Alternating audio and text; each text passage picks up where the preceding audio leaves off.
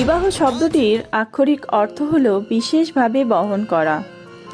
হিন্দু বিবাহে শুধু দুটি শরীর এক হয় না, বরং পবিত্র অগ্নির সামনে স্বামী স্ত্রী যে 7টি প্রতিজ্ঞা করেন তা তাদের দুজনকে 7 জন্মের জন্য এক করে দেয়।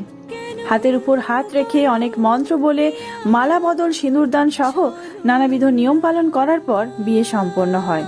তো চলুন জেনে নেওয়া যাক হিন্দু বিবাহের নানান নিয়ম কানুন। লাভ ম্যারেজ হোক বা অ্যারেঞ্জ ম্যারেজ, পাকা দেখা ব্যাপারটা থেকেই যায়, কারণ পাকা দেখায় সমস্ত কথাবার্তা কমপ্লিট হয়। কথাবার্তা কমপ্লিট হলে তারপরে শুরু হয় বিয়ের কেনাকাটা।